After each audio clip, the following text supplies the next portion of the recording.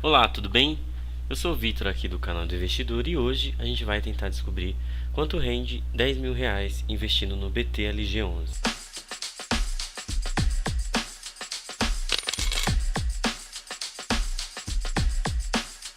E bom, se você não viu ainda, a gente fez um vídeo aqui no canal respondendo se vale a pena ou não investir no BTLG11. Se vocês quiserem assistir, vai estar aqui na descrição.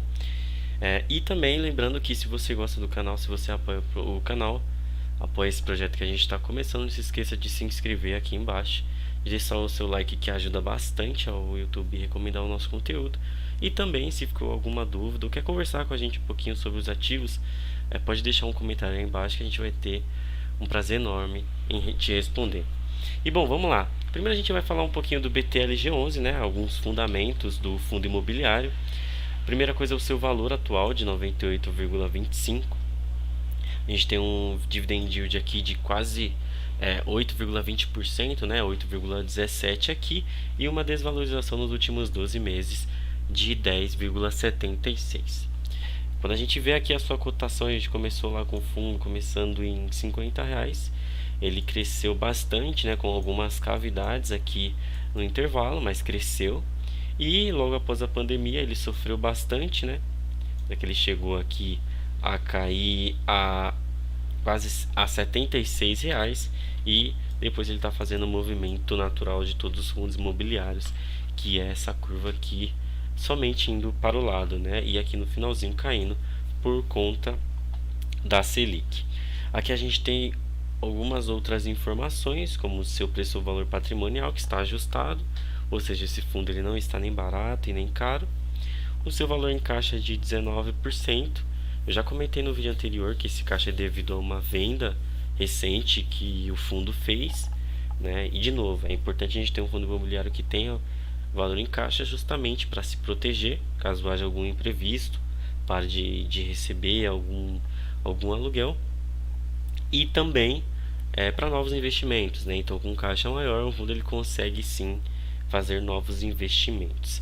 Além disso, a gente tem a quantidade de cotistas aqui, 147 mil, que é bom justamente para liquidez. Então vai ser sim fácil comprar ou até mesmo vender esse fundo imobiliário. Aqui a gente tem o histórico de proventos de 2020 e 2021. Então aqui a gente vê que em 2020 ele sofreu bastante, né? Ele foi muito volátil. Então a gente vê aqui que em janeiro ele entregou 73 centavos e depois ele foi caindo até chegar a 33 centavos e depois se estabilizou novamente nos últimos 3 meses do ano. Já se a gente muda aqui para 2021, a gente vê que ele vem numa crescente bem legal aqui no começo do ano e depois ele mantém, né, mantendo assim os seus proventos bem estáticos, bem previsíveis. Isso é importante justamente para o investidor de longo prazo, que conta ali com aquele dividendo certinho caindo todos os meses. Vamos falar um pouquinho do portfólio desse fundo aqui. Então a gente tem alguns galpões, né? O fundo é um fundo de logística. A gente tem alguns galpões, a maioria deles concentrados no estado de São Paulo, e depois a gente tem outros 3: Ceará, Santa Catarina e Rio de Janeiro, né? São esses daqui. Além disso, a gente tem os vencimentos dos contratos. Então, mais da maioria aqui está para mais de 36 meses. E os indexadores, né? Que boa parte é IPCA, mas tem uma parte aqui considerável, que eu diria 40% em GPM. Importante isso, né? 38% para ser mais exato. Importante falar que o GPM ele cresce muito mais às vezes do que o próprio IPCA. Então é muito importante que o fundo imobiliário ele tente, né, fazer esse equilíbrio entre GPM e IPCA. Muitas vezes, se o fundo ele está somente atrelado ao IPCA, pode ser que ele sofra mais com a inflação e que ele não consiga corrigir tão bem os seus contratos, né? Por isso que é importante tentar fazer aí esse meio campo para ajustar os dois. Então a gente tem aqui os ativos dos galpões, né? Nenhuma, a gente consegue ver aqui que não tem nenhum ativo com vacância. Então isso é muito interessante, que mostra pra gente que todos os ativos do fundo imobiliário está alugados, né? Ou seja, a gente está recebendo aluguel desses fundos. Bom, e agora a gente vem aqui para os juros compostos, e aqui eu estou num site que se chama ClubFi. Vou deixar aqui na descrição para vocês, que a gente vai conseguir fazer algumas simulações. Então vamos lá. A data inicial do investimento eu coloquei no dia 12/8 de 2016, uma quantidade de 200 cotas que vai totalizar no final R$10.000. Lembrando que cada cota está no valor de R$50, e a data final vai ser a data de hoje, dia 28/11 de 2021, que é quando eu estou gravando esse vídeo. Então, quando a gente clica aqui em calcular, ele vai mostrar para a gente um gráfico. Nesse gráfico a gente vai ter três informações. A primeira é reinvestindo os dividendos, ou seja, tudo que a gente receber do dividendo a gente vai reinvestir no ativo. O segundo dado é não reinvestindo esses dividendos. E o terceiro é somente a valorização das cotas, ou seja, sem contar os dividendos, né? Então a gente vê aqui nesse gráfico alguns pontos interessantes. A primeira coisa é alguns pontos de subida, né, desse fundo. Então o primeiro ponto foi aqui, o segundo ponto foi esse aqui, e o terceiro ponto foi esse aqui. Então a gente teve três pontos onde chegou no ápice, né?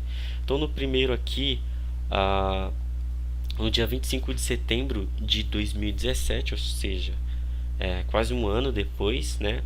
A gente teve aqui reinvestindo os dividendos uma valorização de 67%, sem reinvestir de 67,35%, né? Ou seja, ficou ali equiparado, e somente a valorização com 60%, né? Então a gente vê aqui que já começa a fazer diferença o reinvestimento. Então, por um lado, reinvestindo a gente tem 17.600, pelo outro a gente tem 17.146. O segundo ponto, essa diferença ela começa a ficar bem maior. Então, reinvestindo a gente tem um valor total de 29.668 e não reinvestindo a gente tem 27.101. Então, a diferença ela cada vez vai aumentando, e se a gente for olhar só a valorização das cotas, vai ser 24.000. E por último, o último ponto, aqui no dia 25 de fevereiro de 2021, a gente tem reinvestindo, né, ou seja, reinvestindo os dividendos 31.409 e não reinvestindo 28.238. E aí a diferença já é muito grande. E se a gente pensar no longo prazo, aqui a gente está falando de 5 anos no caso, mas se a gente colocar para 10, 15, 20 anos, essa diferença, a tendência é que ela fique muito grande, que fique realmente algo que vai fazer a diferença para você ter bons frutos ou não.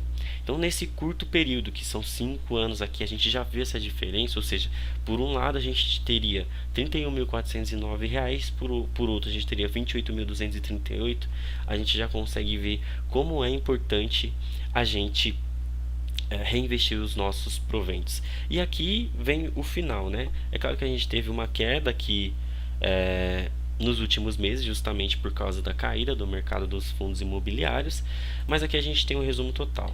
Então, reinvestindo os dividendos, a gente teria 27.719, uma valorização de mais de 177%. Sem reinvestir esses dividendos, a gente teria 25.550. Você pode ver que a diferença ela diminuiu um pouquinho, e somente a valorização a gente teria 19.650. E aqui abaixo a gente tem esses cenários mais distribuídos, né? Por exemplo, o patrimônio cresceria 177% reinvestindo e 155% sem reinvestir. Além disso, a quantidade de cotas reinvestindo ela cresceria bastante, aqui por volta de 41%. O valor de cota o valor da cota ele acaba sendo o mesmo. E o mais importante é aqui. Então, se por um lado, reinvestindo a gente receberia 7.182 de dividendos, por outro a gente recebia somente 5.900. Bom, e aí a gente deixaria de ganhar, né, no final do dia 2.168 de dividendos por não ter reinvestido no fundo imobiliário. E bom, era isso que eu gostaria de passar para vocês. Se vocês gostaram do vídeo, se você gostou desse modelo aqui utilizando o Clube FI, por favor, deixe um feedback aí embaixo nos comentários para que a gente possa ir melhorando o nosso conteúdo.